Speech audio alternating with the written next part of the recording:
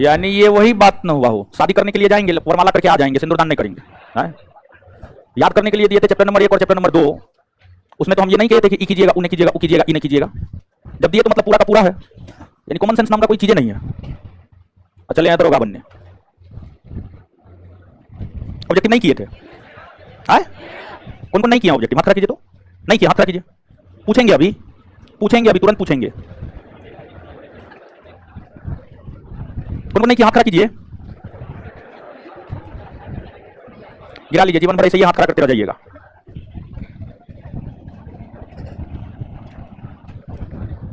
जब देते हैं कोई भी चीज होमवर्क, याद करते क्या है? घर पे करते क्या है?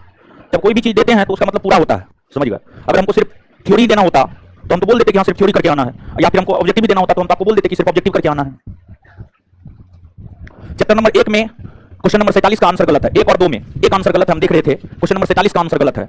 47 का बाद बाकी सब सही है। ऑप्शन के अकॉर्डिंग जाना होता है, ठीक है? आगे चल करके वही क्वेश्चन है और उसमें दिया हुआ है, उसमें ऑप्शन में है फिरोज शाह तुगलक, नहीं है तो मोहम्मद बिन तुगलक पे जाइए। ऑप्शन के अकॉर्डिंग जाना होता है हमको, समझिए? हम जानबूझ करके वो दिए हैं, वो एरर नहीं माना जाएगा, वो एकदम सही है।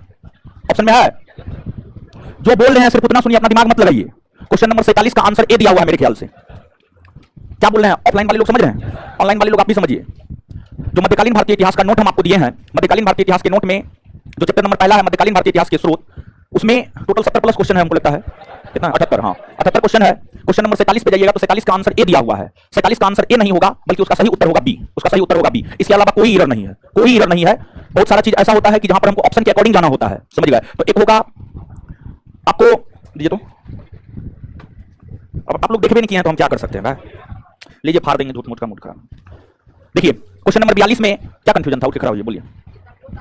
हाँ फिरोज शाह कोटला दुर्ग पे जाइए। देखिए जो फिरोज शाह कोटला दुर्ग है उसका निर्माण फिरोज शाह तुगलक करवाया है, लेकिन क्वेश्चन नंबर कितना है? 42। क्वेश्चन नंबर 42 की हम बात कर रहे हैं। फिरोज शाह कोटला दुर्ग का निर्माण फिरोज शाह तुगलक ने करवाया है, लेकिन आपके ऑप्शन में फिरोज शाह तुगलक है ही नहीं। तो फिरोज शाह तुगलक का ही चचेरा भाई मोहम्मद बिन तुगलक था, तो ऑप्शन के अकॉर्डिंग जाएंगे और मोहम्मद बिन तुगलक को यहां पर टिक करेंगे। लेकिन आगे चल करके 2-3 क्वेश्चन के बाद ये बात स्पष्ट किया हुआ है कि फिरोज शाह कोटला दुर्ग का निर्माण फिरोज शाह तुगलक ने किया है, तो आगे चल करके इस बात को क्लियर किया हुआ है, समझ गए? 44 नंबर में, 44 नंबर में। लेकिन 42 में जो है आपको फिरोज शाह तुगलक नहीं है, इसी वजह से उसमें हमको मोहम्मद बिन तुगलक के साथ जाना पड़ेगा। हम जानबूझ करके ऐसा किए हैं, आपको भी कभी-कभी परीक्षा में ऐसा करना होगा, समझ गए? ऐसा आपको कभी-कभी परीक्षा में करना होगा। ऐसा थोड़ी है कि हमको नहीं पता था कि फिरोज शाह कोटला दुर्ग का निर्माण फिरोज शाह तुगलक किया है जब हम क्वेश्चन बना रहे थे, तो ऐसा कुछ नहीं है। कभी कताल एग्जैक्ट आंसर नहीं होता है, तो उसके इर्द गिर्द के चीजों को देख करके हमें आंसर टिक करना होता है, तो कोई कंफ्यूजन नहीं रहना चाहिए। 1 और 2 में एक क्वेश्चन गलत था जो हम सही करवा दिए, इसके अलावा कोई गलत नहीं है। आपने नहीं किया है तो सबसे पहले होमवर्क ही हम आपको बता देते हैं। चैप्टर नंबर 1 और 2 का सब्जेक्टिव ऑब्जेक्टिव दोनों अगली क्लास में करके आइएगा, लेकिन ये बात तो स्पष्ट था कि सब्जेक्टिव करके आना है। बोलिए सब्जेक्टिव भी करके नहीं आए? सब्जेक्टिव करके आए हैं? सब्जेक्टिव करके आए हैं तो ऑब्जेक्टिव में वही बात है, थोड़ा सा एक्स्ट्रा है, 20-30% एक्स्ट्रा है, 20-30% क्वेश्चन एक्स्ट्रा है, समझ गए? तो दीजिए सब्जेक्टिव भी पूछते हैं। कराओ ये टोपी। रबिया उद दुरानी का मकबरा औरंगाबाद में है, महाराष्ट्र के औरंगाबाद में। इसका निर्माण कौन करवाया? औरंगजेब करवाया, ठीक है। लाल किले के भीतर मोती मस्जिद का निर्माण कौन करवाया? शाहजहां ने करवाया, औरंगजेब ने करवाया। खड़ा रहिए, कराओ उधर। मोट के मस्जिद का निर्माण किसने करवाया है? ठीक है, बहुत बढ़िया, बैठ जाइए आप उधर, कराओ जाइए, कराओ उधर। अरे कराओ white T shirt, white T shirt, आप तो शर्ट पहने हो। हाँ निकोलो मनुची कहां का था, किस देश का था? चलिए उधर ब्लैक टी शर्ट उधर खड़ा हो जाइए। अब्दुल रज्जाक कहां का था? अब्दुल रज्जाक कहां का था? गुजरात। क्या बोल रहे हैं? क्या बोल रहे? गुजरात बोल रहा, पुर्तगाल। और पुर्तगाल बोल रहे, खड़ा रहिए। इधर टोपी खड़ा हो जाइए उधर, आप ही को बोल रहे हैं जो पीछे देख रहे हैं। हाँ नुस्खा ए दिलकुशा किसकी रचना है?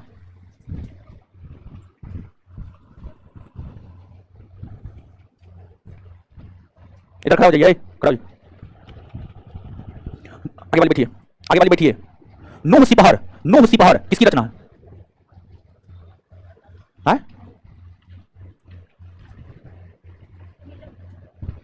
उधर खड़ा हो जाइए, खड़ा हो उधर, खड़ा होइए। हाँ तारीख शेरशाही, तारीख शेरशाही किसकी रचना है? बैठ जाइए। चलिए उधर खड़ा होइए। तो नहीं, उसके पीछे, आप अपने पीछे दिखाइए, आप अपने पीछे दिखाइए। नहीं उधर जो पीछे दिखा रहे हैं वो वही खड़ा होइए। ब्लैक दुपट्टा। हाँ अलबरूनी किसके साथ भारत आया था?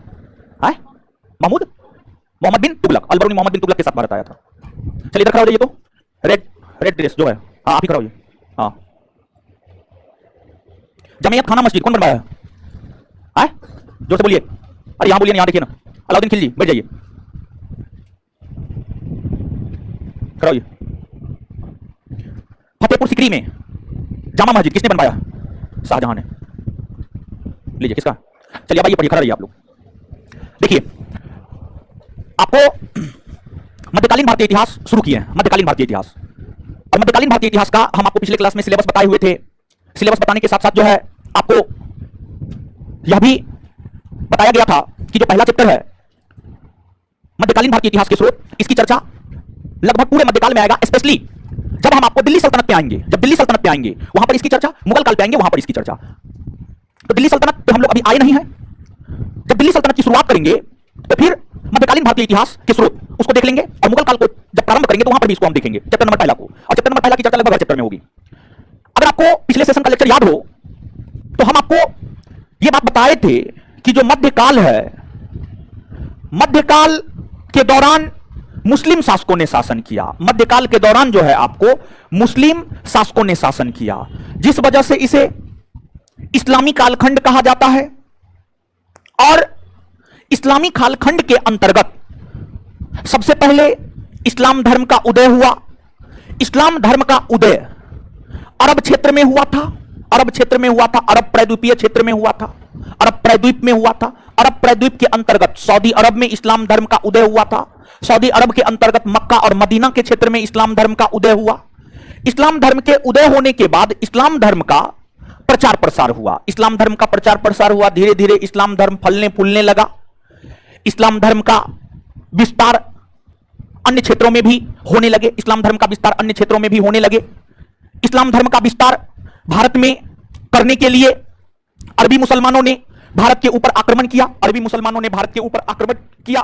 बाद में जाकर अरबी मुसलमान जब भारत में इस्लाम धर्म को प्रचारित और प्रसारित करने में असफल रहा, तत्पश्चात तुर्की मुसलमानों ने भारत पर आक्रमण किया और तुर्की मुसलमानों ने भारत में इस्लामी सत्ता को स्थापित किया।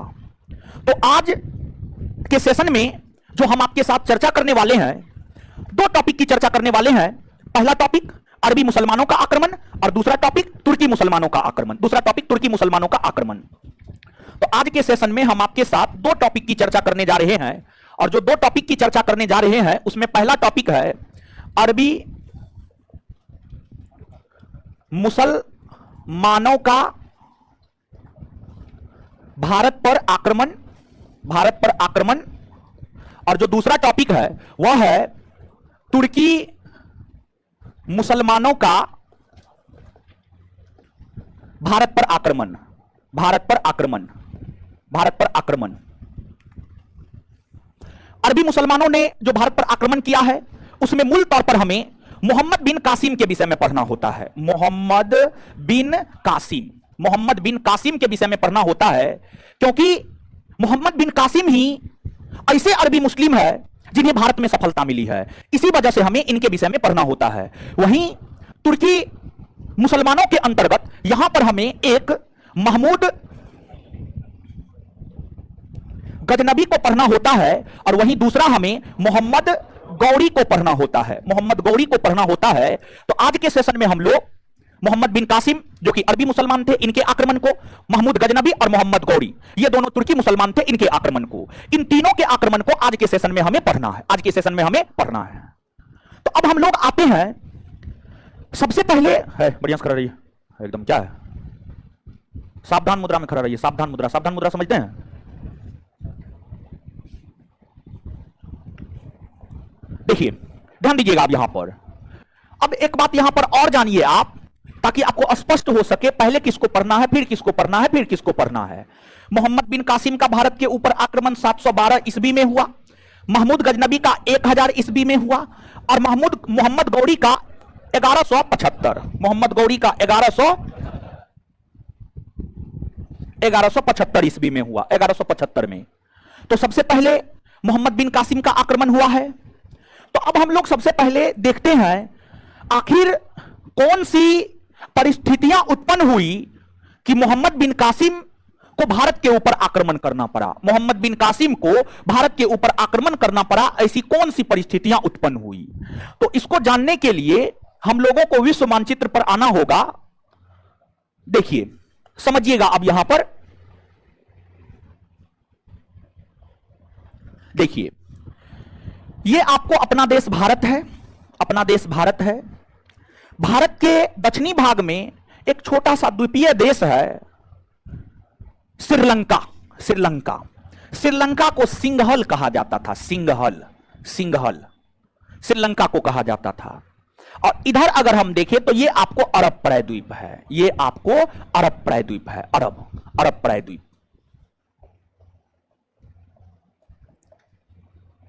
अरब प्रायद्वीप।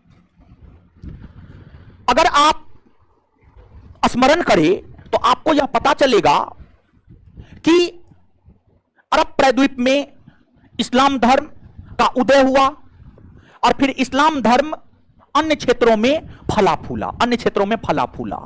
तो इस्लाम धर्म सिंघल यानी श्रीलंका पहुंच चुका था। सिंघल यानी श्रीलंका पहुंच चुका था और अरब प्रायद्वीप का श्रीलंका के साथ व्यापार होता था। अरब प्रायद्वीप का श्रीलंका के साथ व्यापार होता था।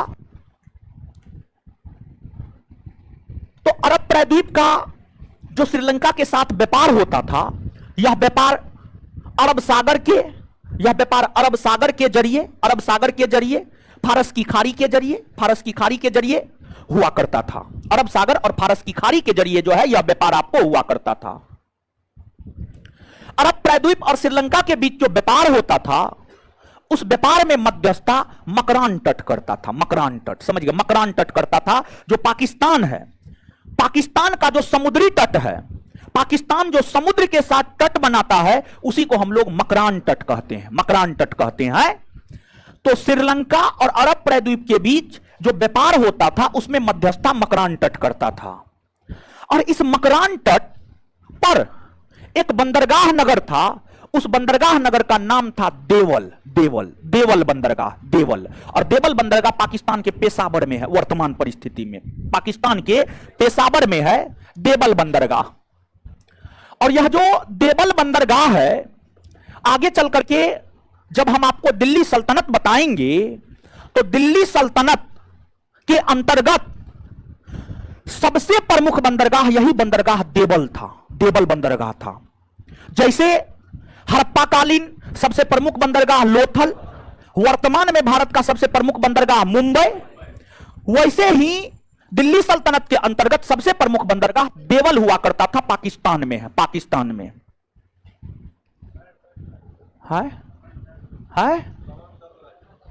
तो हम क्या करें? है तो हम क्या करें? आप मर जाइए, हमको उससे कोई फर्क नहीं पड़ता है। समझ गए? बेहोश हो जाइए, इलाज करवा देंगे। पैर में दर्द हो गया है। चलिए आइएगा। तो अब देखिएगा कि अरब प्रायद्वीप और सिंघल के साथ व्यापार होता था और इस व्यापार में मध्यस्थता देवल बंदरगाह करता था।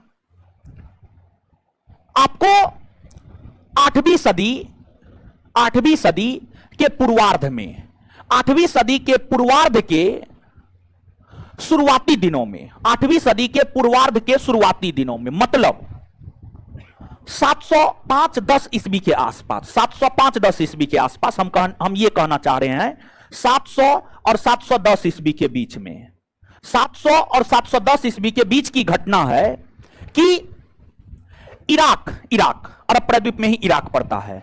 इराक के गवर्नर हुआ करते थे, उसका नाम था हज्जाज। इराक के गवर्नर हुआ करते थे, उसका नाम था हज्जाज। हज्जाज इराक के गवर्नर थे। सिंघल यानी श्रीलंका से कुछ उपहार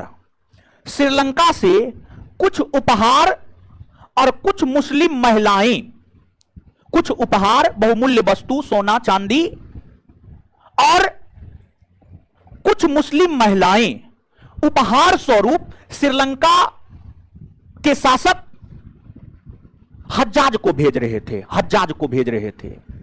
तो श्रीलंका में एक जहाज पर कुछ बहुमूल्य वस्तु को रखा गया, कुछ मुस्लिम महिलाओं को रखा गया और यह हज्जाज को सौंपा जाना था।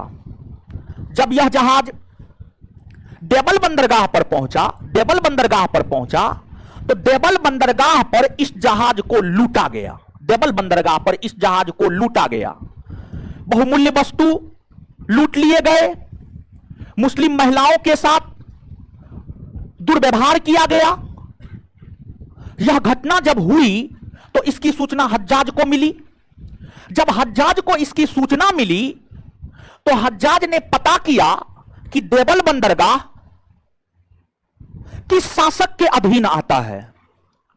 तो हज्जाज को पता चला कि देवल बंदरगाह सिंध के शासक दाहिर के अधीन आता है। सिंध के शासक दाहिर के अधीन आता है। तत्पश्चात हज्जाज ने दाहिर को संदेश भिजवाया और कहा, आपके क्षेत्र में लूटपाट हुआ है, आपको इसकी जिम्मेदारी लेनी होगी, इसकी क्षतिपूर्ति करनी होगी और लूटने वाले लोगों को कड़ी से कड़ी सजा देनी होगी। हज्जाज ने यह बात सिंध के शासक दाहिर को कहा। सिंध के शासक दाहिर को कहा। सिंध के क्षेत्र में, सिंध के अधीन देवल बंदरगाह आता था, सिंध के शासक दाहिर थे। दाहिर को हज्जाज ने कहा कि जो हमारे लिए उपहार आ रहा था उसे लूट लिया गया, इसकी जिम्मेदारी लेनी पड़ेगी, क्षतिपूर्ति करना पड़ेगा और जो इस प्रकार का व्यवहार किया है उसे पकड़कर कठोर से कठोर दंड देना पड़ेगा। इस पर सिंध के शासक दाहिर ने कहा कि लुटेरा किसी का सगा नहीं होता है, लुटेरा किसी का सगा नहीं होता है और लुटेरा हमारे अधीन नहीं है कि हम उसको पकड़कर सजा दे दे।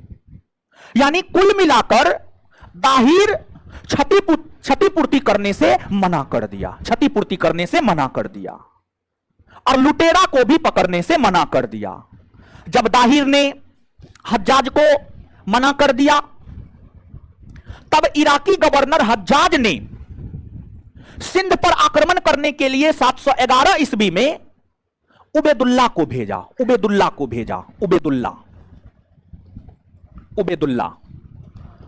उबैदुल्लाह सिंध पर आक्रमण किया। उबैदुल्लाह को पराजय का मुंह देखना पड़ा। उबैदुल्लाह के बाद हज्जाज ने बुदेल को भेजा। बुदेल को भी सिंध के क्षेत्र में पराजय का मुंह देखना पड़ा। उबैदुल्लाह और बुदेल जब पराजित हो गए तब हज्जाज ने अपने भतीजा और दामाद मोहम्मद बिन कासिम को भेजा और मोहम्मद बिन कासिम बचपन से ही काफी लड़ाकू और योग्य सेनापति हुआ करता था। उन्होंने कई दफा इस बात को साबित कर रखा था, जिस वजह से हज्जाज को लगा कि मोहम्मद बिन कासिम इस अभियान को सफल बना सकता है। तब फिर हज्जाज ने मोहम्मद बिन कासिम को भेजा और इसी के बाद मोहम्मद बिन कासिम सिंध के ऊपर आक्रमण किया। इस प्रकार मोहम्मद बिन कासिम का सिंध के ऊपर आक्रमण 712 ईस्वी में हुआ। 712 ईस्वी में जब मोहम्मद बिन कासिम का सिंध के ऊपर आक्रमण हुआ तो उस समय सिंध के शासक आपको दाहिर हुआ करते थे और जो दाहिर था राजा चच का वंशज था। मोहम्मद बिन कासिम ने सिंध पर आक्रमण 712 ईस्वी में करके सिंध के शासक दाहिर को पराजित कर दिया। अर्थात मोहम्मद बिन कासिम सिंध में सफल हुए और मोहम्मद बिन कासिम को जो सिंध के क्षेत्र में सफलता मिली है, इस विषय में विस्तार पूर्वक जानकारी हमें चचनामा नामक ग्रंथ से मिलती है। चचनामा नामक ग्रंथ से मिलती है। मोहम्मद बिन कासिम ने सिंध के शासक दाहिर को पराजित कर दाहिर को मौत के घाट उतार दिया। दाहिर की हत्या कर दी और सिंध के क्षेत्र में इस्लामी सत्ता को स्थापित किया। मोहम्मद बिन कासिम सिंध के बाद आगे धीरे धीरे बढ़ रहे थे। उसी क्रम में मोहम्मद बिन कासिम ने 713 ईस्वी में मुल्तान का विजय किया। 713 ईस्वी में मुल्तान का विजय किया और मुल्तान से उन्हें भारी मात्रा में सोना की प्राप्ति हुई, भारी मात्रा में सोना की प्राप्ति हुई, जिस वजह से मुल्तान को स्वर्ण नगरी कहा गया। मुल्तान को स्वर्ण नगरी कहा गया। मोहम्मद बिन कासिम जब आगे बढ़ रहे थे तो आगे बढ़ने के क्रम में उन्हें काफी चुनौतियों का सामना करना पड़ रहा था। लेकिन संयोग बस देखिए कि 714 ईस्वी आते आते 714 ईस्वी आते आते अरब जगत में, अरब प्रायद्वीप में संकट उत्पन्न हो गया। और जब अरब प्रायद्वीप में संकट उत्पन्न हो गया तो इराकी गवर्नर हज्जाज ने मोहम्मद बिन कासिम को वापस बुला लिया ताकि मोहम्मद बिन कासिम अरब प्रायद्वीप के राजनीतिक संकट को दूर कर सके। जब मोहम्मद बिन कासिम सिंध से वापस अरब प्रायद्वीप लौट रहे थे तो लौटने के क्रम में ही एक खलीफा था, उसका नाम था वाहिद। खलीफा वाहिद ने मोहम्मद बिन कासिम की रास्ते में ही हत्या करवा दी, रास्ते में ही हत्या करवा दी। तो जब मोहम्मद बिन कासिम 714 ईस्वी में अरब प्रायद्वीप वापस लौट रहा था, वापस लौटने के क्रम में 714 ईस्वी में खलीफा वाहिद ने मोहम्मद बिन कासिम की हत्या करवा दी, मोहम्मद बिन कासिम की हत्या करवा दी। इस प्रकार मोहम्मद बिन कासिम सिंध के क्षेत्र में तो सफल हुआ, लेकिन वहां से बहुत ज्यादा आगे नहीं बढ़ पाया। लेकिन जब मोहम्मद बिन कासिम ने सिंध पर अरबी मुसलमानों की सत्ता को स्थापित किया तो मोहम्मद बिन कासिम ने उस समय के भारत के सिंध के क्षेत्र में एक नया कर लगाया, जिसे जजिया कर कहा जाता है। जजिया कर कहा जाता है। तो सर्वप्रथम भारतवर्ष में जजिया कर लगाने का श्रेय मोहम्मद बिन कासिम को ही जाता है। मोहम्मद बिन कासिम को ही जाता है, सिंध के क्षेत्र में लगाया था। और मोहम्मद बिन कासिम जब सिंध को जीता तो उन्होंने घोषणा करी कि हमारा उद्देश्य इस्लाम धर्म के प्रसार के साथ साथ भारत से अधिक धन प्राप्त करना भी है। तो मोहम्मद बिन कासिम अधिक से अधिक धन प्राप्त करना चाहता था, इस्लाम धर्म का प्रसार करना चाहता था। इन दोनों उद्देश्य को लेकर मोहम्मद बिन कासिम ने जजिया कर लागू किया। और जजिया कर लागू करते हुए मोहम्मद बिन कासिम ने यह कहा कि यह गैर मुसलमानों से लिया जाएगा, यानी जो मुसलमान नहीं है उससे लिया जाएगा। और अगर कोई व्यक्ति चाहता है कि उन पर इस्लाम धर्म जबरदस्ती ना थोपा जाए तो उनसे लिया जाएगा। तो यह एक प्रकार का धार्मिक और सुरक्षात्मक कर था। और ध्यान रहे कि यह कर महिला, बच्चा, बेरोजगार, विकलांग, ब्राह्मण, इन लोगों से नहीं लिया जाता था। अगर ब्राह्मणों की हम बात करें तो ब्राह्मणों से इस वजह से नहीं लिया जाता था क्योंकि मोहम्मद बिन कासिम जब दाहिर को पराजित कर रहा था युद्ध में, तो सिंध के क्षेत्र के ब्राह्मणों ने मोहम्मद बिन कासिम का साथ दिया था। जब मोहम्मद बिन कासिम और दाहिर के बीच युद्ध हो रहे थे तो उस युद्ध में सिंध के क्षेत्र के ब्राह्मणों ने मोहम्मद बिन कासिम का साथ दिया। यह भी एक कारण है जिस वजह से मोहम्मद बिन कासिम की जीत हो सकी। इसलिए जब मोहम्मद बिन कासिम जजिया कर को लागू किए तो इस कर से ब्राह्मणों को अलग रखा, कहा ब्राह्मण से नहीं लेंगे। और मुस्लिम शासकों में पूरे भारतीय इतिहास में एकमात्र मुस्लिम शासक है फिरोज शाह तुगलक, जिन्होंने ब्राह्मणों से जजिया कर लिया। ना उसके पहले ना उसके बाद कोई भी मुस्लिम शासक ब्राह्मण से जजिया कर लिया, कोई मुस्लिम शासक ब्राह्मण से जजिया कर नहीं लिया। सिर्फ एक मुस्लिम शासक फिरोज शाह तुगलक ने ब्राह्मणों से जजिया कर लिया, उसके अलावा कोई जजिया कर नहीं लिया। इसके अलावे अरबी मुसलमानों के आक्रमण का भारत पे बहुत ज्यादा प्रभाव नहीं पड़ा। अरबी मुसलमानों के आक्रमण ने भारत में सिंध तक ही इस्लामी सत्ता को रहने दिया। दूसरा, अरबी मुसलमानों के आक्रमण से भारत में एक नए संप्रदाय का उदय हुआ, वह संप्रदाय करमतिया संप्रदाय कहलाया। अरबी मुसलमानों के आक्रमण से सिंध के क्षेत्र में ऊंट पालने की शुरुआत हुई, खजूर उत्पादन करने की शुरुआत हुई। ये तमाम प्रकार के प्रभाव जो है अरबी आक्रमण से पड़े हैं। अरबी आक्रमण भारत पर आंशिक प्रभाव डाल पाया, उससे ज्यादा कुछ नहीं, उससे ज्यादा कुछ नहीं। अरबी आक्रमण का बहुत ज्यादा प्रभाव नहीं पड़ा है। तो ये तमाम प्रकार की बातें आपको याद रखनी है। बैठ जाइए अब पढ़िए, ठीक है, पढ़िए। अरबों द्वारा सिंध पर विजय, इसको जल्दी पढ़िए, बैठ जाइए, बैठ जाइए। अरबों द्वारा सिंध पर विजय, जल्दी पढ़िए इसको। एक दो लाइन लिखिएगा तो, यहां पर एक दो लाइन लिखिएगा तो, एक दो लाइन लिखिए तो।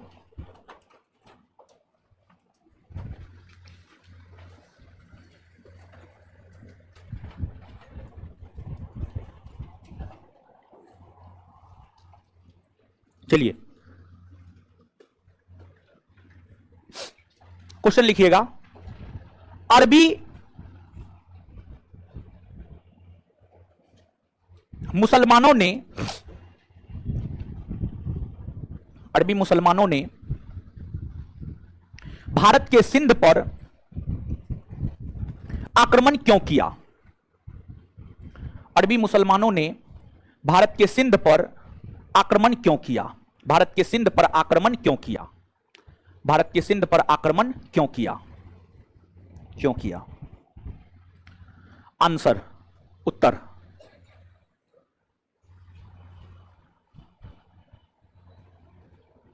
उत्तर लिखिएगा। 8वीं सदी के पूर्वार्ध में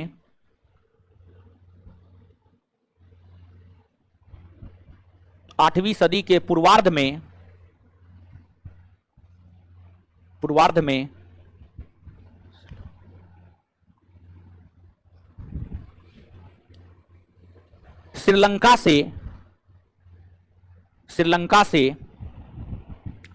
से कुछ उपहार, श्रीलंका से कुछ उपहार और मुस्लिम महिलाएं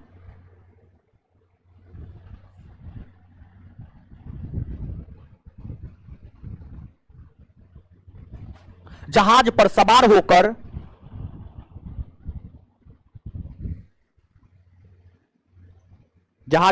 होकर इराकी गवर्नर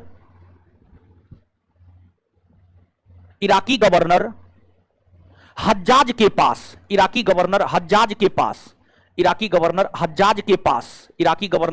के पास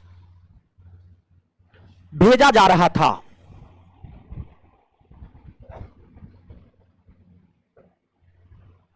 इराकी गवर्नर हज्जाज के पास भेजा जा रहा था।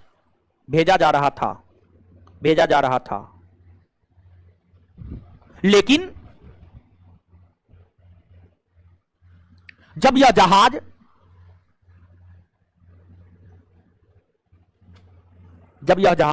पाकिस्तान के मकरान तट पर स्थित, लेकिन जब यह जहाज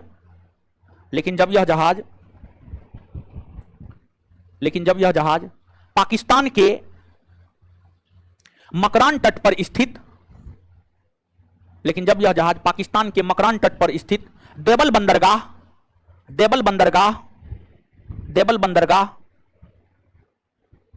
पहुंचा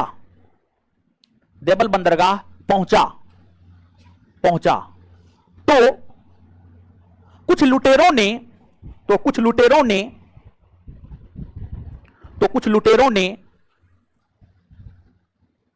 इस जहाज को लूट लिया।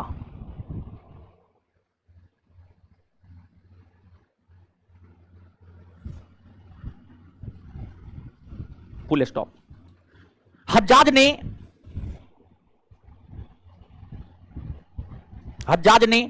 इस घटना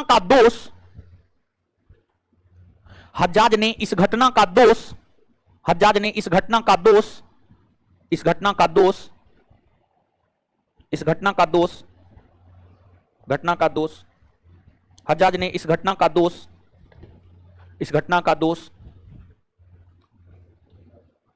सिंध के शासक दाहिर पर मढ़ते हुए हज्जाज ने इस घटना का दोष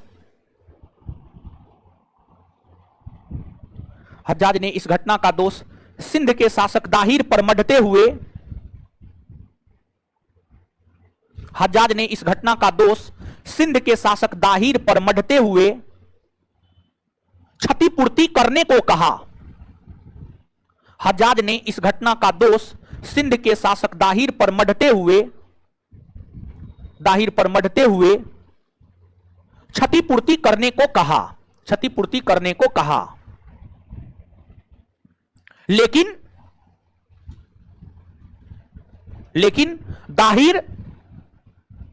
दाहिर क्षतिपूर्ति करने से इनकार कर दिया,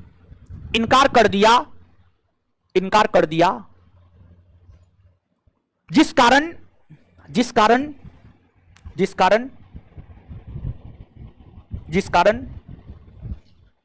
हज्जाज ने मोहम्मद बिन कासिम के नेतृत्व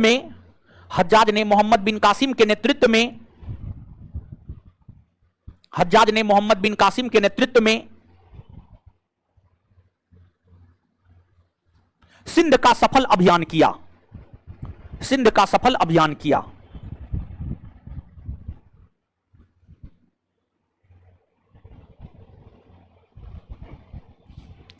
नीचे से एक लाइन स्टार मार के लिखिएगा।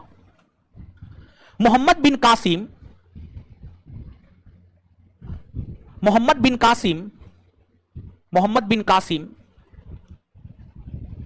जब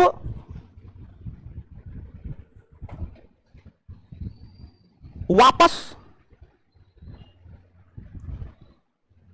अरब जगत जा रहे थे, मोहम्मद बिन कासिम जब वापस अरब जगत जा रहे थे तो रास्ते में खलीफा वाहिद ने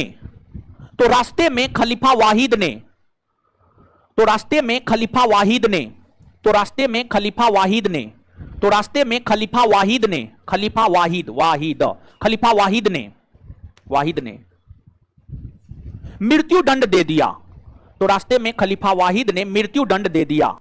तो रास्ते में खलीफा वाहिद ने मृत्युदंड दे दिया।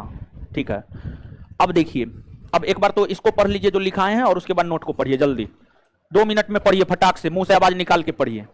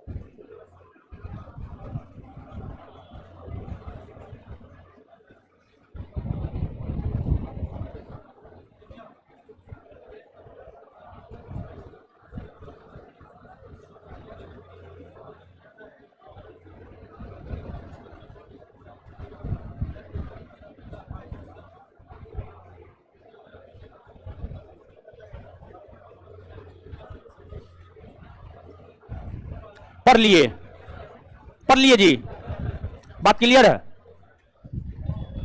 चलिए तो अब ये तो अरबी मुसलमानों का आक्रमण था। अरबी मुसलमानों के आक्रमण के बाद अब हम लोगों को तुर्की मुसलमानों के आक्रमण को देखना है। तुर्की मुसलमानों के आक्रमण, ठीक है। चैप्टर 3 खत्म हो गया है, ठीक है। तो इसमें जो है सब्जेक्टिव ऑब्जेक्टिव दोनों याद कर लेना है। अब फरिया के बोल रहे हैं, ठीक है। चलिए, तो एक आध को क्वेश्चन का जवाब दीजिए तो अभी जो बताए हैं।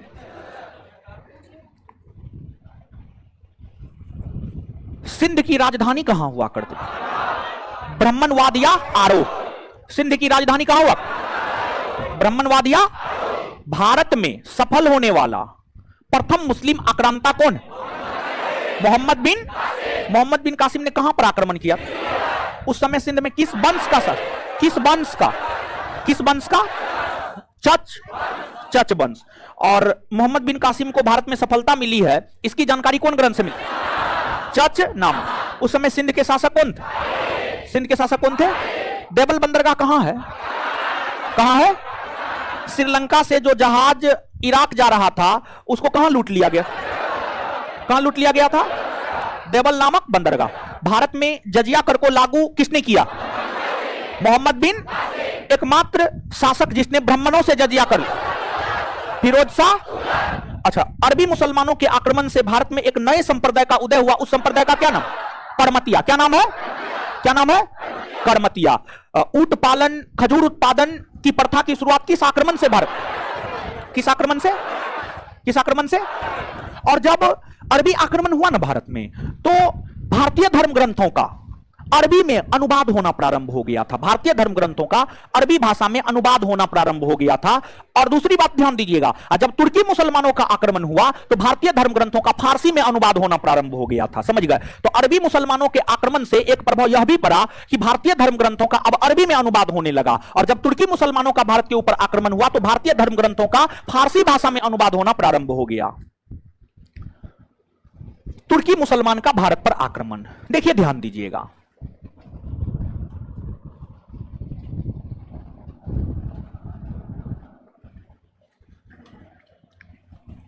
तुर्क कौन थे?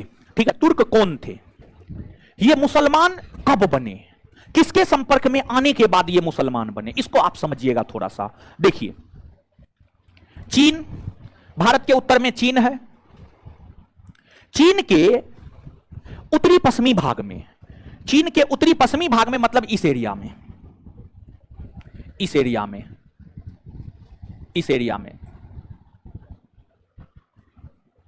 चीन के उत्तरी पश्चिमी भाग में एक लड़ाकू और बर्बर जनजाति, लड़ाकू, बर्बर और असभ्य जनजाति तुर्क हुआ करता था। काफी लड़ाकू था, असभ्य तरीका से रहता था, कुछ भी मालूम नहीं था, जैसे तैसे मार काट में ज्यादा विश्वास करता था। लेकिन जब यह तुर्क नामक लड़ाकू, बर्बर और असभ्य जनजाति उमैया वंश, देखिए ध्यान दीजिएगा, सुनिएगा। यहां पर आपको हजरत मोहम्मद साहब ने इस्लाम धर्म की स्थापना की। हजरत मोहम्मद साहब कुरैश कबीला से थे। हजरत मोहम्मद साहब के उत्तराधिकारी खलीफा कहलाए। पहला खलीफा अबू बकर, उमर, उस्मान, अली। पहला अबू बकर, दूसरा उमर, तीसरा उस्मान, चौथा अली। इन 4 खलीफाओं के शासन की समाप्ति के बाद कुरैश कबीला से संबंधित लोग ही उमैया वंशी कहलाए। यानी हम क्या कहना चाह रहे हैं समझिएगा। हम यह बात कहना चाह रहे हैं कि हजरत मोहम्मद साहब का संबंध जिस कबीला से था, कुरैश कबीला के लोग ही आगे चलकर उमैया वंशी राजवंश के अंतर्गत शासक बने। अर्थात उमैया वंश का संबंध कुरैश कबीला से है। कौन कबीला से है? कुरैश कबीला। और स्पेशली जब 4 खलीफाओं के शासन की समाप्ति हुई तो इसके बाद इस्लामी जगत में उमैया वंशी शासन की स्थापना हुई, उमैया वंशी शासन की स्थापना हुई। और जब उमैया वंशी शासन की समाप्ति हुई तो अब्बासी वंश के शासन की स्थापना हुई। और जब अब्बासी वंश के शासन की समाप्ति हुई तब गजनी वंश या गजनी सल्तनत की स्थापना हुई, गजनी सल्तनत की स्थापना हुई। और ध्यान दीजिएगा, इस बीच में जो है बहुत सारे छोटे छोटे राजवंश है, समझे, बहुत सारे छोटे छोटे राजवंश है। उसको याद रखना आपके लिए एकदम जरूरी नहीं है, लेकिन यहां पर गौर कीजिएगा, हम थोड़ा सा लिंक जोड़ने का प्रयास कर रहे हैं। तो तुर्क लोग चीन के उत्तरी पश्चिमी भाग में रहने वाले एक बर्बर असभ्य जनजाति था। ये उमैया वंशी शासकों के प्रभाव में जब आए तो इन्होंने इस्लाम धर्म को कबूल कर लिया, इन्होंने इस्लाम धर्म को कबूल कर लिया। मतलब तुर्क लोग पहले मुसलमान नहीं थे, बल्कि उमैया वंशी शासकों के प्रभाव में आकर ये मुस्लिम बन गए, मुस्लिम बन गए। अब उमैया वंश क्या था हम आपको बता दिए हैं। कुरैश कबीला के लोग ही जो शासन की स्थापना किए वही उमैया वंश कहलाया। उमैया वंश के बाद अब्बासी वंश, अब्बासी वंश के बाद इस्लामी जगत में शासन करने वाला जो प्रथम महान सल्तनत हुआ वह गजनी सल्तनत हुआ, गजनी सल्तनत हुआ, गजनी सल्तनत। और जो गजनी सल्तनत था, अगर हम गजनी सल्तनत की बात करें तो गजनी सल्तनत की स्थापना अलप्तगीन के द्वारा, गजनी सल्तनत की स्थापना अलप्तगीन के द्वारा 963 ईस्वी में की गई थी। 963 ईस्वी। कुछ बुक 961 भी लिखता है, कुछ बुक 961 भी लिखता है, कुछ बुक 963 लिखता है। हम 963 मान करके आपको बता रहे हैं। तो गजनी सल्तनत की स्थापना अलप्तगीन ने 963 ईस्वी में की। इस गजनी सल्तनत के सबसे महान सुल्तान महमूद गजनबी हुए, महमूद गजनबी। लेकिन ध्यान रहे कि अलप्तगीन और महमूद गजनबी के बीच में कई सारे शासक बने हैं। अलप्तगीन के बाद जो है पिराई, इसहाक, सुबुक्तगीन, ये तमाम शासक बने हैं, लेकिन इन शासकों का कोई ऐतिहासिक महत्व नहीं है। लेकिन ध्यान रहे कि महमूद गजनबी के सुल्तान बनने से पहले, महमूद गजनबी के गजनी सल्तनत के अंतर्गत सुल्तान बनने से पहले उनके पिता सुबुक्तगीन गजनी सल्तनत के सुल्तान बने थे। और जो सुबुक्तगीन था यह गजनी सल्तनत के प्रथम सुल्तान हुए जिन्होंने भारत पर आक्रमण किया, जिन्होंने भारत पर आक्रमण किया। तो जो आपको सुबुक्तगीन है, सुबुक्तगीन है, सुबुक्तगीन गजनी सल्तनत के प्रथम सुल्तान हुए जिन्होंने भारत पर आक्रमण किया। इन्होंने भारत के पंजाब राज्य पर आक्रमण किया। भारत के पंजाब राज्य पर जब सुबुक्तगीन ने आक्रमण किया तो यहां के शासक जयपाल थे, जयपाल थे। जयपाल को सुबुक्तगीन ने पराजित किया, सुबुक्तगीन ने जयपाल को पराजित किया। मतलब भारत के ऊपर आक्रमण करने वाला जो प्रथम तुर्की मुसलमान था वह सुबुक्तगीन था। और सुबुक्तगीन की भारत में जीत हुई थी।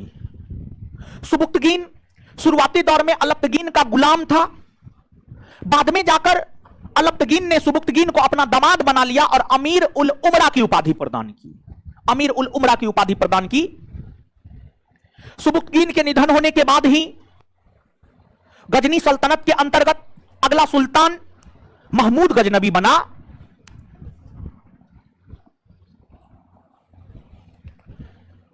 महमूद गजनबी बना। महमूद गजनबी गजनी सल्तनत का सबसे महान सुल्तान हुआ और यही प्रथम सुल्तान हुए जिसे खलीफा ने सुल्तान होने का प्रमाण पत्र दिया। इनसे पहले उमैया वंश, अब्बासी वंश तथा अन्य वंश के शासकों ने जो शासन किया, उन सुल्तानों को खलीफा ने कभी भी सुल्तान का प्रमाण पत्र नहीं दिया, कभी भी सुल्तान का प्रमाण पत्र नहीं दिया। बल्कि पहली दफा जो सुल्तान का प्रमाण पत्र पाने वाला खलीफा से सुल्तान बना है वह आपको महमूद गजनबी है, महमूद गजनबी है। महमूद गजनबी का शासनकाल 998 से लेकर 1030 ईस्वी, 998 से लेकर 1030 ईस्वी। महमूद गजनबी विद्वान व्यक्ति था, और सिकंदर की भांति यह भी पुस्तक पढ़ने का बड़ी शौकीन था, पुस्तक पढ़ने का बड़ी शौकीन था, पुस्तक पढ़ा करता था ये। और इन्होंने अपने दरबार में कई सारे विद्वानों को संरक्षण दिया था। इनके दरबार में ही शाहनामा के लेखक फिरदौसी रहा करते थे, उतबी रहा करते थे, अलबरूनी रहा करते थे। मतलब देखिए, ध्यान दीजिएगा, आपको जितने भी प्रमुख मुस्लिम विद्वान उस समय के थे, लगभग सभी इनके दरबार में रहा करता था, लगभग सभी इनके दरबार में रहा करता था। और देखिए, कोई भी शासक जो महान बनता है, वह अपने नीतियों के कारण, वह अपने सलाहकार के कारण, शासक के आसपास जो सलाहकार है, सलाहकार कैसा सलाह दे रहा है, सलाहकार के सलाह पर ही शासक काम करता है मुख्य तौर पर। तो इनके दरबार में एक से बढ़कर एक विद्वान थे, और इन्हें भी यह मालूम हुआ कि भारत काफी अकुत संपत्ति वाला देश है, और भारत के लोग बड़ी धार्मिक और बड़ी उदार है, और भारत के लोग ज्यादा प्रतिरोध भी नहीं करते हैं, भारत के लोग युद्ध सब में विश्वास नहीं करते हैं, क्योंकि जो हमारी संस्कृति का उदय हुआ है, देखिए आपके पिताजी में जो गुण है वो आप में होगा ही, चाहे कुछ भी हो जाए, समझ गए? मतलब वंश का प्रभाव आप पर पड़ेगा ही पड़ेगा, नहीं पड़ने का कोई सवाल ही पैदा नहीं होता है। वंश का प्रभाव हर इंसान पे पड़ता है, चाहे हम हो, आप हो, या कोई भी हो, एनीबॉडी, कोई भी हो। हमारी संस्कृति का जो उद्भव हुआ है वह लगभग 3000 ईसा पूर्व में, 3000 ईसा पूर्व में जो हमारी पहली संस्कृति है, हड़प्पा संस्कृति है। हमने आपको हड़प्पा संस्कृति के विषय में पढ़ाया है। अगर आप स्मरण करें कि हड़प्पा संस्कृति के जो लोग थे वो युद्ध प्रिय नहीं थे, बल्कि शांति प्रिय थे। वे युद्ध में विश्वास नहीं करते थे, बल्कि शांतिवादी नीति में विश्वास करते थे, और हड़प्पावासी लोहा से परिचित नहीं था, अस्त्र शस्त्र से परिचित नहीं था, मतलब अस्त्र शस्त्र से परिचित नहीं था, मतलब उनकी रुचि युद्ध में नहीं रही होगी, इसलिए तो अस्त्र शस्त्र से परिचित नहीं थे। इसलिए भारत की संस्कृति, मतलब हमारी जो उत्पत्ति हुई है, हम वहीं से शांति प्रिय हैं, और इसलिए आज भी हम शांति प्रिय देश की श्रेणी में ही आते हैं। लेकिन ध्यान रहे, इस्लाम धर्म की जो उत्पत्ति हुई है, हजरत मोहम्मद साहब ने इस्लाम धर्म को प्रचारित प्रसारित करने के लिए युद्ध लड़ा है। बदरा का युद्ध, उहुद का युद्ध, डीच का युद्ध, करबला का युद्ध, कई सारे युद्ध हुए हैं।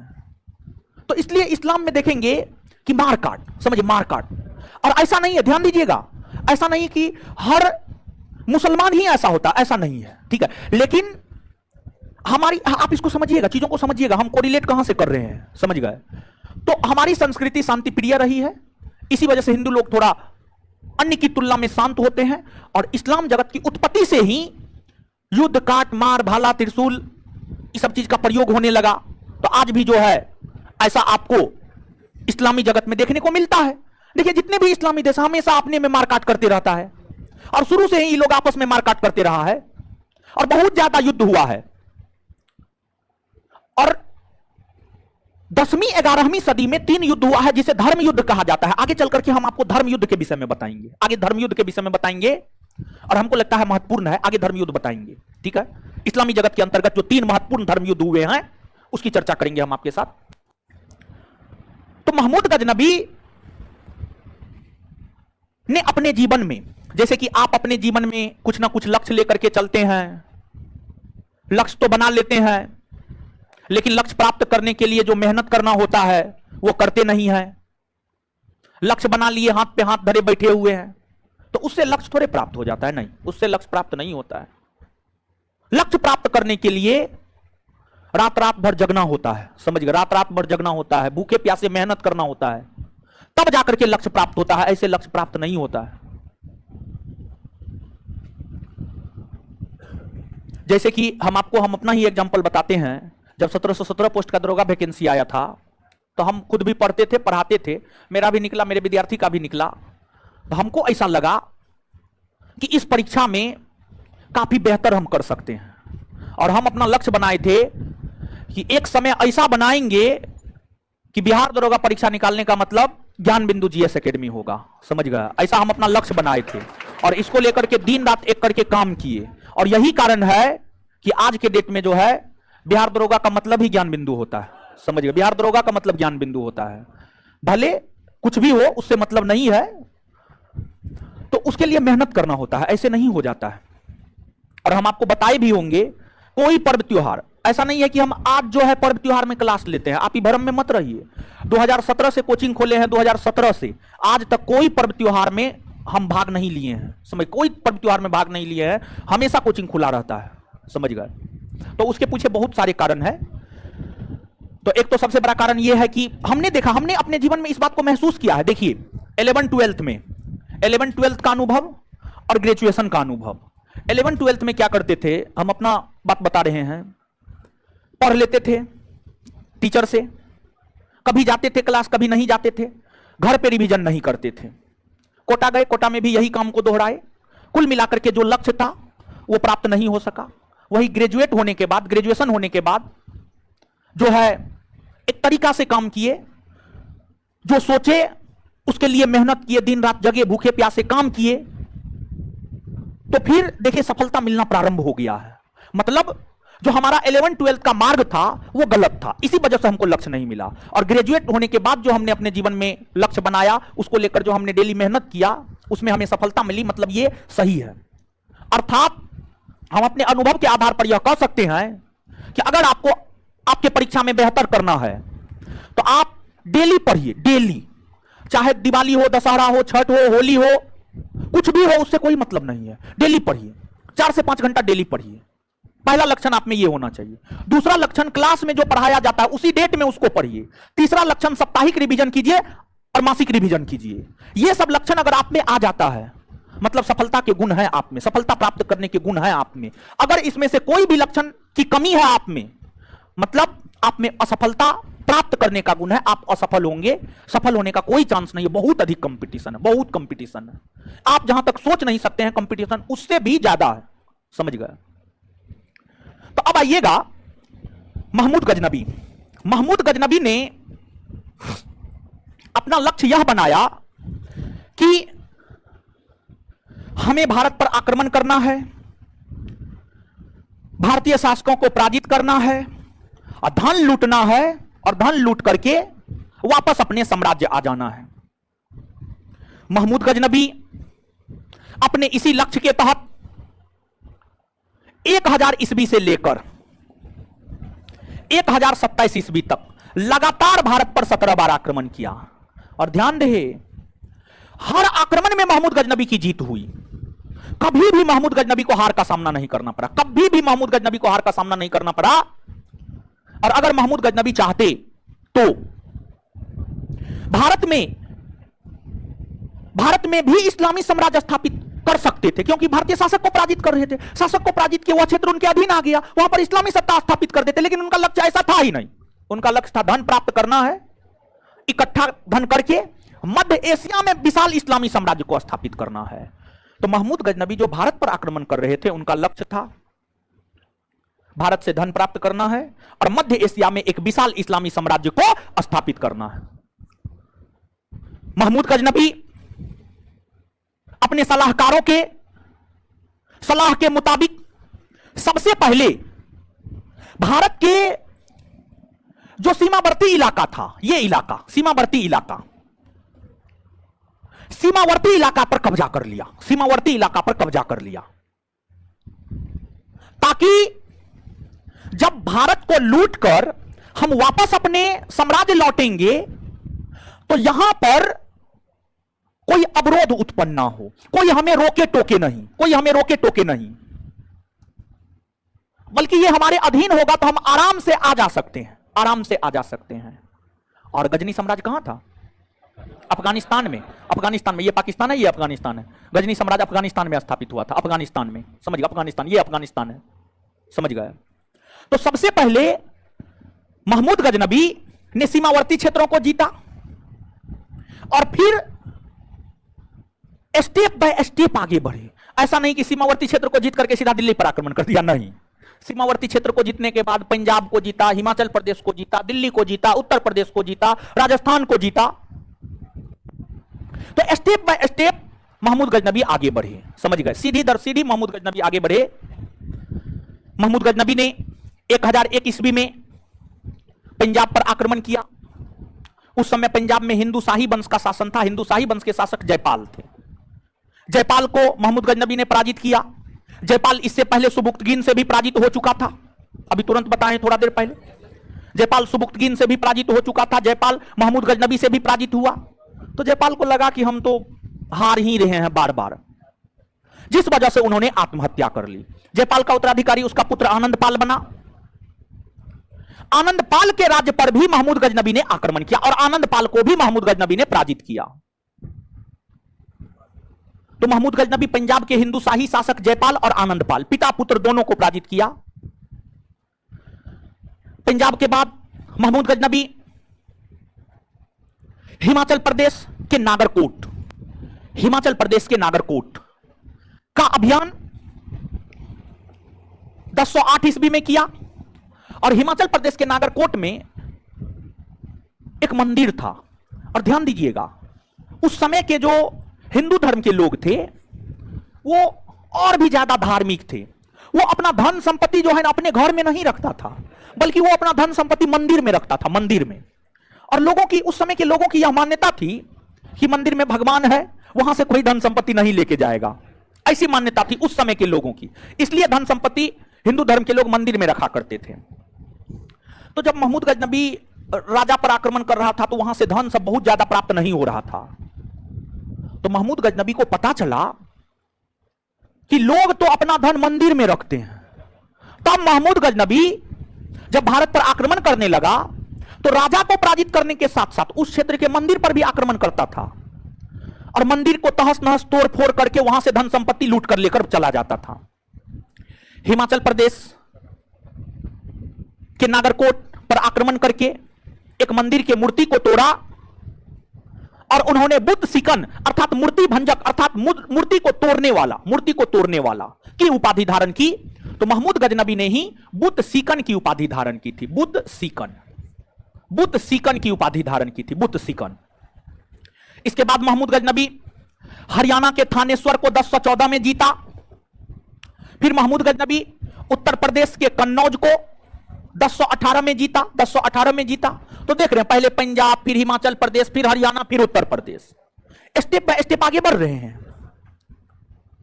इस प्रकार से महमूद गजनबी ने कई सारे क्षेत्रों को जीता। इसके बाद महमूद गजनबी 1025 ईस्वी में गुजरात का अभियान किया। और गुजरात के दक्षिणी भाग में यहां पर सोमनाथ मंदिर है। गुजरात के दक्षिणी भाग में काठियावाड़ प्रायद्वीप में यहां पर सोमनाथ मंदिर है। एकदम दक्षिणी भाग में सोमनाथ मंदिर मिलेगा। इस सोमनाथ मंदिर पर 1025 ईस्वी में इस सोमनाथ मंदिर पर महमूद गजनबी ने आक्रमण किया। यह महमूद गजनबी का 16वां और सबसे प्रसिद्ध अभियान था। 16वां और सबसे प्रसिद्ध अभियान था। और इस अभियान के समय गुजरात के शासक भीम प्रथम थे। गुजरात के शासक भीम प्रथम को महमूद गजनबी ने पराजित किया और सोमनाथ मंदिर को लूटा। यह सोमनाथ मंदिर भगवान शिव को समर्पित था। और सोमनाथ मंदिर को जब लूटा जा रहा था महमूद गजनबी के द्वारा, तो गुजरात के हिंदुओं ने इसका प्रतिरोध किया। और ऐसी मान्यता है कि धन प्राप्ति करने को लेकर महमूद गजनबी ने इस सोमनाथ मंदिर पर अभियान के दौरान 50,000 लोगों को मौत के घाट उतार दिया। 50,000 लोगों को मौत के घाट उतार दिया। और यहां से अकुत संपत्ति की प्राप्ति महमूद गजनबी को हुआ। बहुत भारी मात्रा में संपत्ति की प्राप्ति महमूद गजनबी को हुआ।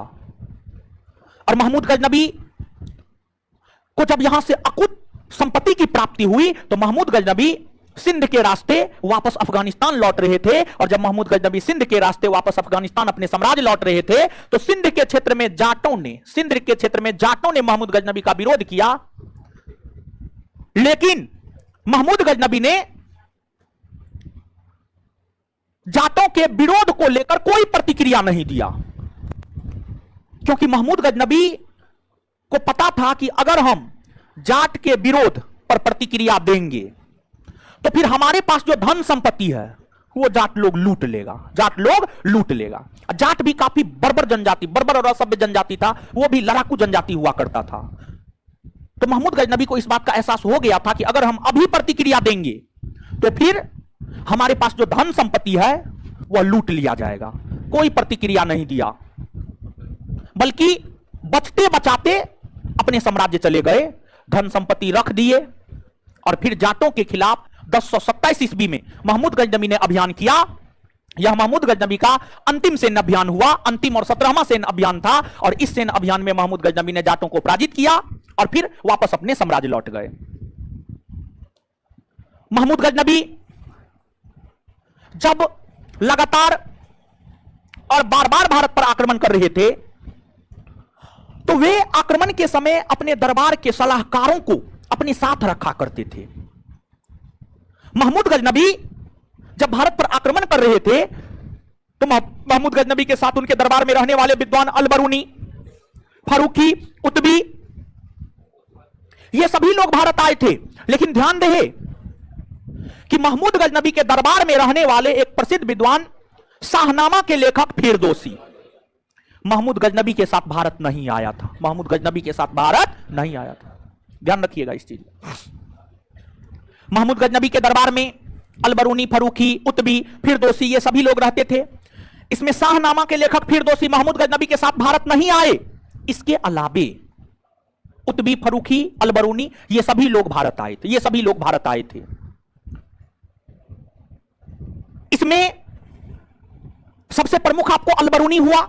अलबरूनी का मूल नाम अबू रेहान था। लंबे समय तक भारत में रहे, भारतीय धर्म ग्रंथों का उन्होंने अध्ययन किया, पुराणों का अध्ययन किया। पुराण का अध्ययन करने वाला प्रथम मुसलमान अलबरूनी ही है। अलबरूनी कहा करता था, अलबरूनी ने अपने यात्रा वृत्तांत में लिखा है, भारत के लोगों को लगता है कि उनके देश जैसा कोई देश नहीं है, उनके राजा जैसा कोई राजा नहीं है, उनके ज्ञान विज्ञान जैसा कहीं कोई ज्ञान विज्ञान नहीं है। मतलब अलबरूनी का यह मानना था कि भारत के लोग अपने आप को, अपने शासन प्रणाली को, अपने राजा महाराजा को सर्वश्रेष्ठ बताते हैं, सर्वश्रेष्ठ बताते हैं, लेकिन ऐसी बात नहीं है। अलबरूनी ऐसा अपनी यात्रा वृत्तांत में लिखते हैं। और अलबरूनी ने जो अपनी यात्रा वृत्तांत लिखी है उसे किताबुल हिंद के नाम से जाना जाता है। और किताबुल हिंद को 11वीं सदी के भारत का दर्पण कहा जाता है, क्योंकि किताबुल हिंद में 11वीं सदी के भारत की राजनीतिक, सामाजिक, आर्थिक, सांस्कृतिक, वैज्ञानिक, दार्शनिक तमाम व्यवस्थाओं के विषय में जानकारी हमें किताबुल हिंद देता है। यही कारण है कि इसे 11वीं सदी का दर्पण कहा जाता है। तो ये सभी लोग ऐसे थे जो भारत आए थे। फिरदौसी भारत नहीं आया था। फिरदौसी को फारसी भाषा का जनक माना जाता है और फिरदौसी अपने समय के बहुत बड़े साहित्यकार हुआ करते थे और उन्हें पूर्व का होमर कहा जाता। पूर्व का होमर, पश्चिमी जगत में एक बहुत बड़े साहित्यकार थे, उनका नाम था होमर। होमर ने इलियड और ओडिसी नामक ग्रंथ की रचना की थी। इलियड और ओडिसी, इलियड और ओडिसी नामक ग्रंथ की रचना होमर ने की थी। और उस होमर से फिरदौसी की तुलना की जाती है। फिरदौसी को पूर्व का होमर कहा जाता है, पूर्व का होमर कहा जाता है। इसके बाद जो महमूद गजनबी है, महमूद गजनबी को अगर हम देखें तो महमूद गजनबी ने यामिनी उद्दौला, यामिनी उल मिल्लत यानी मुसलमानों का संरक्षक और इस्लामी साम्राज्य का दाहिना हाथ, यह उपाधि महमूद गजनबी के द्वारा धारण किया गया। महमूद गजनबी के सिक्कों को जब आप देखेंगे तो एक तरफ फारसी लिपि और दूसरे तरफ संस्कृत लिपि का प्रयोग देखने को मिलता है। महमूद गजनबी के सिक्कों पर एक तरफ फारसी लिपि और दूसरे तरफ संस्कृत लिपि का प्रचलन देखने को मिलता है। शासन प्रशासन करते हुए महमूद गजनबी का 1030 ईस्वी में निधन हो गया और इसके बाद गजनी साम्राज्य का कुछ ही वर्षों के बाद पतन हो गया। गजनी साम्राज्य महमूद गजनबी तक ही लगभग सीमित होकर के रह गया। यह आपको महमूद गजनबी के विषय में हुआ। नीचे से एक दो लाइन लिखिएगा तो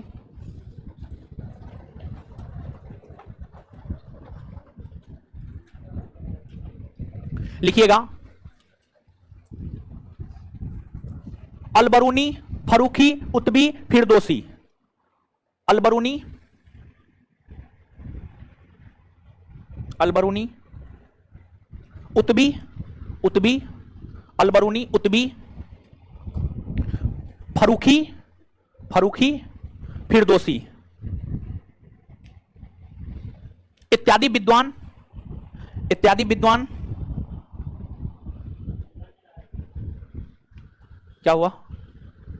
अलबरूनी, कोमा, उत्बी, उ अधा तो बो दीर्घीकार उत्बी, कोमा, फरूखी, फरूखी, फरूखी, कोमा, फिर दोषी, फिर दोषी, फिर दोषी इत्यादि विद्वान महमूद गजनबी के दरबार में रहते थे।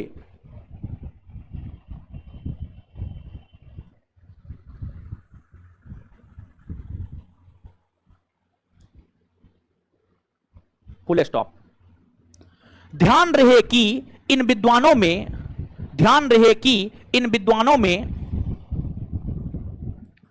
ध्यान रहे कि इन विद्वानों में, ध्यान रहे कि इन विद्वानों में शाहनामा के लेखक फिरदौसी, ध्यान रहे कि इन विद्वानों में शाहनामा के लेखक फिरदौसी भारत नहीं आए थे, भारत नहीं आए थे, भारत नहीं आए थे, जबकि अन्य, जबकि अन्य, जबकि अन्य सभी विद्वान, जबकि अन्य सभी विद्वान भारत आए थे।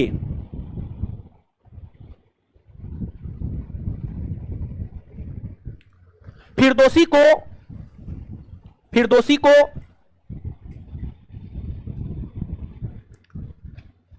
पूर्व का होमर, पूर्व का होमर, पूर्व का होमर कहा जाता है।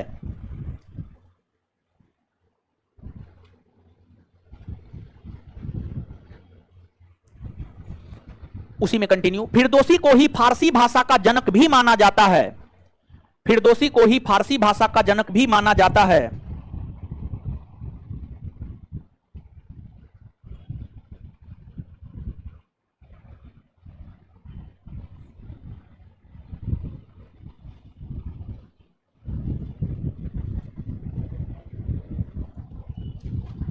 Full stop.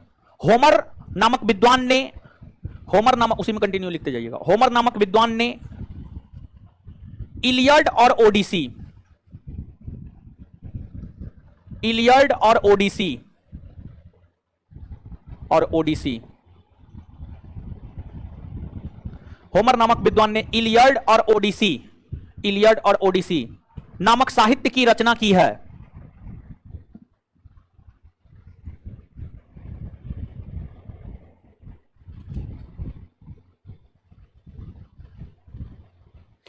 नीचे से अगला पॉइंट लिखिएगा। पुराणों का अध्ययन करने वाला प्रथम मुस्लिम अलबरूनी है। अगला पॉइंट लिखिएगा। पुराण, पुराण, पुराण, पुराण नहीं समझते हैं? प्राचीन भारतीय इतिहास पढ़ा है महाराज, है पुराण नहीं समझते? पुराणों का अध्ययन करने वाला प्रथम विद्वान, प्रथम मुस्लिम विद्वान, सॉरी, पुराणों का अध्ययन करने वाला प्रथम मुस्लिम विद्वान, पुराणों का अध्ययन करने वाला प्रथम मुस्लिम विद्वान, पुराणों का अध्ययन करने वाला प्रथम मुस्लिम विद्वान, प्रथम मुस्लिम विद्वान अलबरूनी था, अलबरूनी था, अलबरूनी था, अलबरूनी था। इन्होंने अपने यात्रा वृतांत में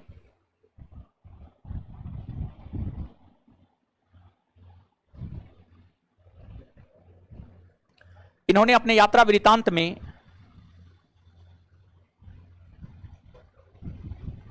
यह लिखा है कि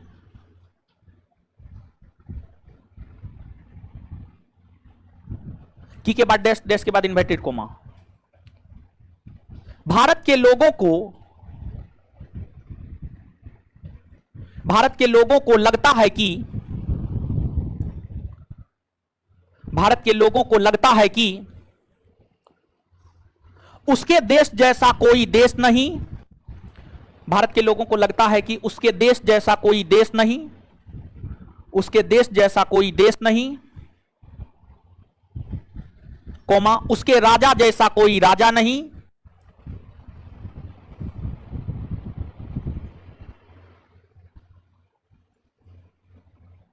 और उसके ज्ञान विज्ञान जैसा कोई नहीं है, और उसके ज्ञान विज्ञान जैसा कोई नहीं है, और उसके ज्ञान विज्ञान जैसा कोई नहीं है, और उसके ज्ञान विज्ञान जैसा कोई नहीं है।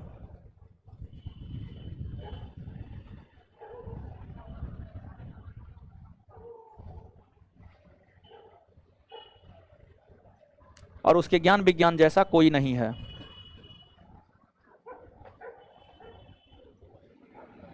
चलिए अब इसके बाद आगे आगे अब आपको क्या करना है, पढ़ना है। ठीक है, पढ़िए, महमूद गजनबी को पढ़िए जल्दी, जितना कॉपी में लिखा है उसको और जो नोट में उसको जल्दी पढ़िए।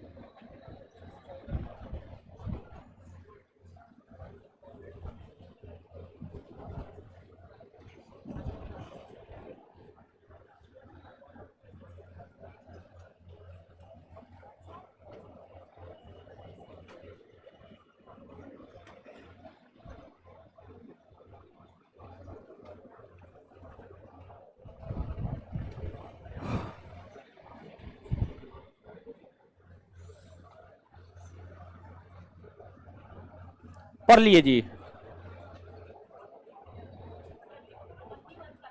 क्या, कौन वंश का? गंगी, गजनी, गजनी साम्राज्य है, यामिनी वंश होगा, यामिनी वंश होगा। है, पढ़ लिए जी, पढ़ लिए। आइए तो अब मेरे साथ याद कीजिए, तो आइए बोर्ड पे।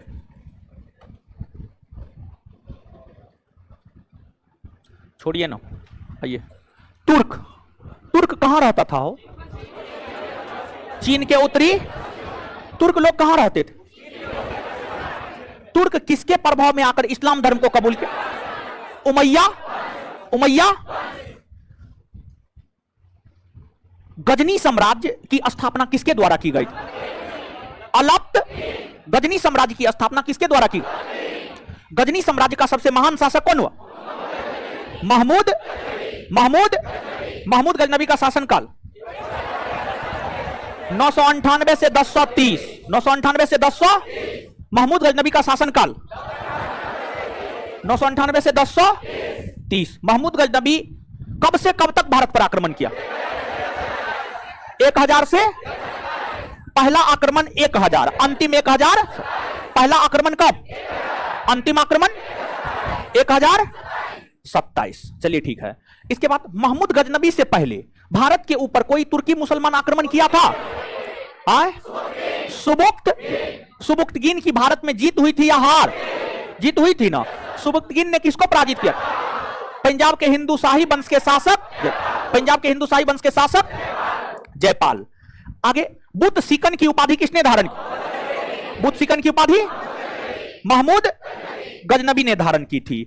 आगे बताइएगा, महमूद गजनबी का सबसे प्रसिद्ध आक्रमण कौन मंदिर पर? सोमनाथ। सोमनाथ मंदिर कौन राज्य में है? कौन राज्य में है? और यह मंदिर किस देवता को समर्पित है? जब सोमनाथ मंदिर से धन संपत्ति लूट कर जा रहा था तो किन लोगों ने इनका विरोध? जाटों ने। और महमूद गजनबी अपना 17वां और अंतिम अभियान किसके खिलाफ किया? कब किया? यामिनी उद्दौला और यामिनी उल मिल्लत की उपाधि किसने धारण की? महमूद गजनवी। फिरदौसी, उतबी, फरूखी, ये सभी किसके दरबार में रहते? अच्छा, इन विद्वानों में कौन महमूद गजनवी के साथ भारत नहीं आए? भारत नहीं आए थे। शाहनामा के लेखक, शाहनामा के लेखक, पूर्व का होमर, पूर्व का होमर, फारसी भाषा का जनक, फारसी भाषा का जनक, इलियड और होमर किसकी सॉरी इलियड और ओडिसी किसकी रचना है? इलियड और ओडिसी किसकी रचना? किसकी रचना है? होमर की रचना है। समझ गए? इतना बात याद हुआ? इसके बाद आगे बताइएगा कि पुराणों का अध्ययन करने वाला प्रथम मुस्लिम और अल बरूनी की यात्रा वृत्तांत किस नाम से जानी जाती है? किताबुल हिंद। किताबुल 11वीं सदी का दर्पण किसे कहा जाए? किताबुल हिंद। किसने अपने यात्रा वृत्तांत में लिखा है कि भारत के लोग अपने आप को सर्वश्रेष्ठ कहते थे?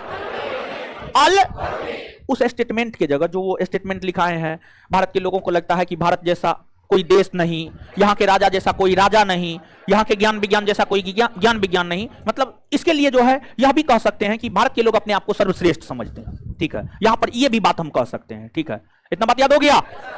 चलिए अब इससे आगे अगले क्लास में देखेंगे, क्योंकि आपका टाइम खत्म हो चुका है। बैठे रहिए, अभी मामला पूरा निपटा कहां है? क्वेश्चन बैंक, हाँ है, देखिए एक सेट तो क्लियर है ना? अच्छा, अगले क्लास से देख लेंगे हम लोग। ठीक है, सोमवार से देख लेंगे।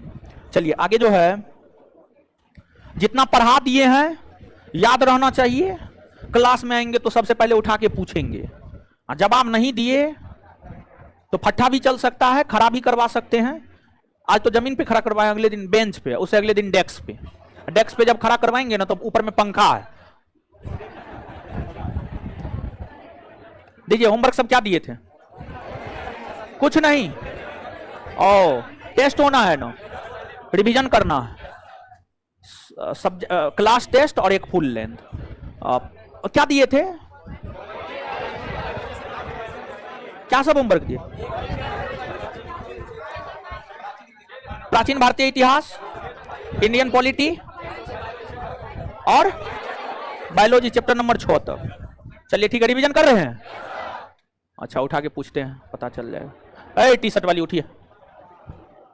अरे जो, हाँ हाँ खड़ा होइए। आगे वाली बैठिए। हाँ बोलिए। सुदर्शन झील के निर्माण से कौन कौन शासक संबंधित है? यही रिवीजन हो रहा है। कब? परीक्षा के बाद रिवीजन कर लीजिएगा। हाँ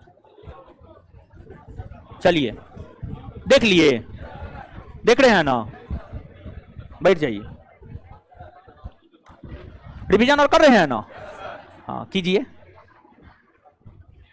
तो सुन लीजिए सब लोग एक बार फिर से।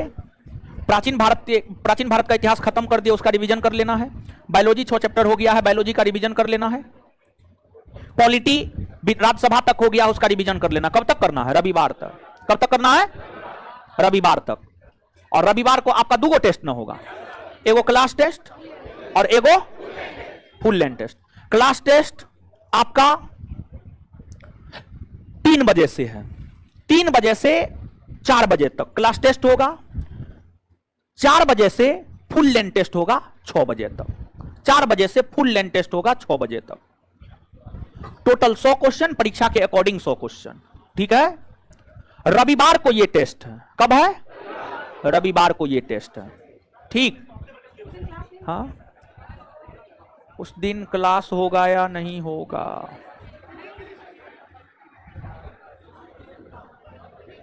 उस दिन क्लास नहीं होगा, नहीं होगा, उस दिन क्लास नहीं होगा। और कल के क्लास को लेकर थोड़ा सा आप लोग टेलीग्राम चैनल पर देख लीजिएगा। रात में हम सोच विचार करके कल के क्लास का डाल देंगे। 10 से 12 आपका बायोलॉजी का क्लास है, 10 से 12 आपका बायोलॉजी का क्लास है। उसके बाद भी अगर मान लिया जाए कि कल एक्स्ट्रा क्लास अगर लगाते हैं तो उसको लेकर सूचना हम टेलीग्राम पे दे देंगे, आप टेलीग्राम को देख लीजिएगा। कल 10 से 12 आपका बायोलॉजी है। आपका क्लास सोमवार से शनिवार चलता है ना जी, 3 दिन हिस्ट्री, 3 दिन बायोलॉजी, तो उसमें तो कोई परिवर्तन नहीं, वो तो एज इट इज चलता रहेगा। ठीक है, और होमवर्क भी हम आपको बता ही दिए हैं। इससे आगे अगले क्लास में मिलते हैं। हमको निकलने दीजिए, तब निकलिएगा। धन्यवाद सभी लोगों का।